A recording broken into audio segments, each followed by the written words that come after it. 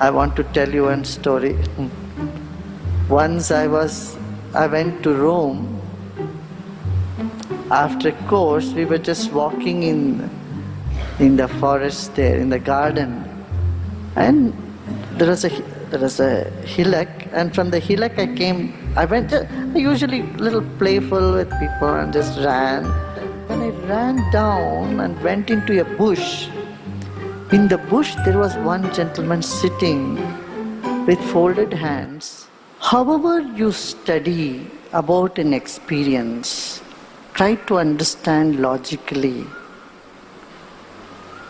or all the effort you make to attain an experience, it's not going to come to you. In fact, our prayatna or our trying is the obstacle.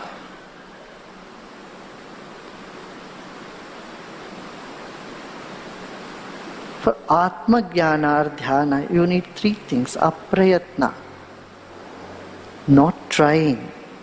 Achaha, no desire. And akinchana, being a nobody, nothingness. Devas have something. Devas always are looking for this. Lord Krishna says, Arjuna, Devas are craving to have this experience.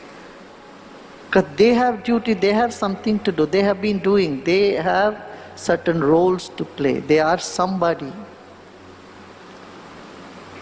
And so they are all wanting to experience this. The angels cannot experience this, what you have experienced. Nor can you experience this through the Vedas, through reading the scriptures, nor performing all the rituals, or running from pillar to post. You know, there's a very funny thing which happens with the seekers. Once the seeking begins, then they keep running here, there, everywhere. I want to tell you one story. Once I went to Rome.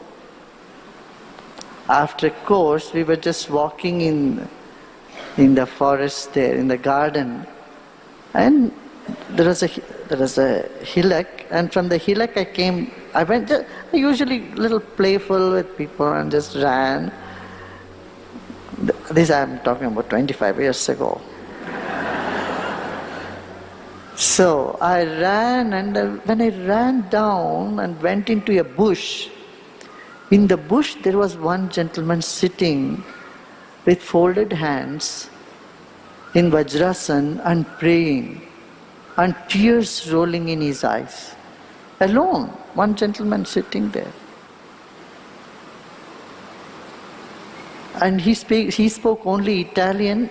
I didn't know any word of Italian other than gracias. Thank you.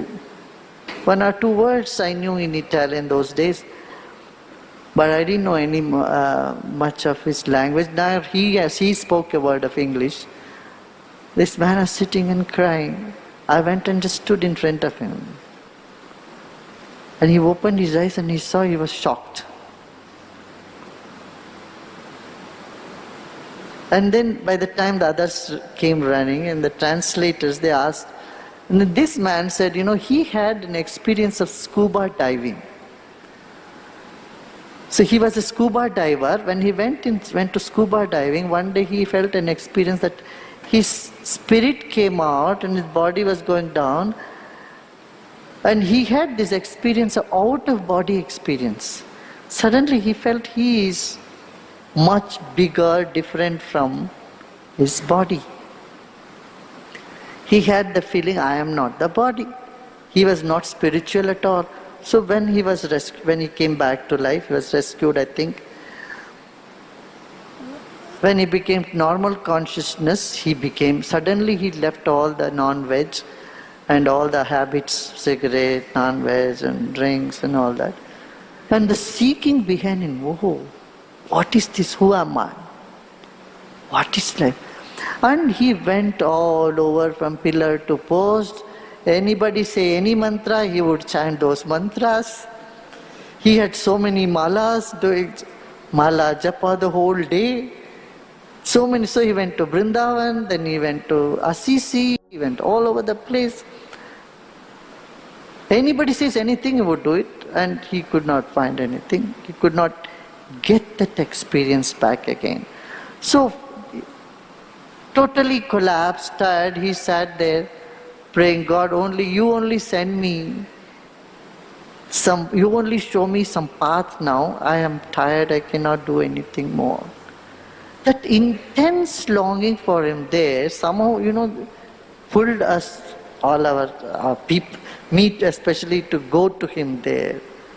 When I went and stood in front of him, he was shocked.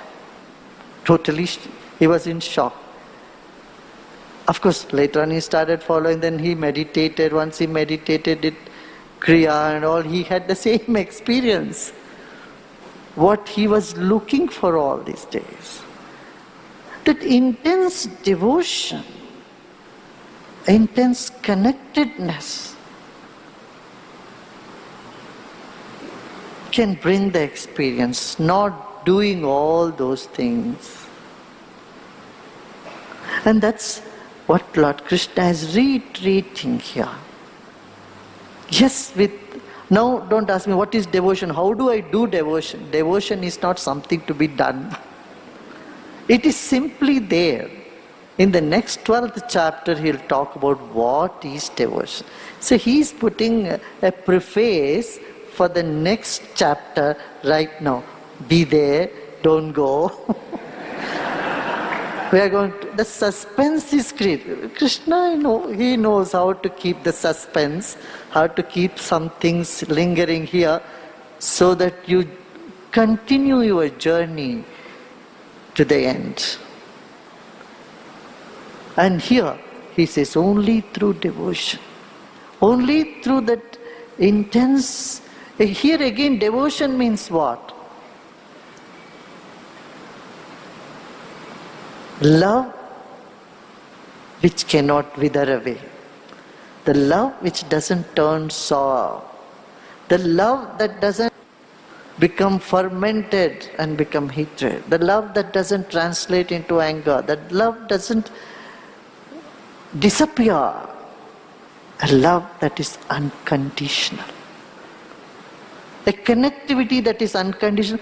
Again, a love that is not emotion. It is our very existence, realizing that your existence is connected with the presence. Love is not just crying all the time, oh, I can't be without you. This is not the love. It is an emotional thing. Love is what? Your connectivity to the presence. Your oneness with the infinity.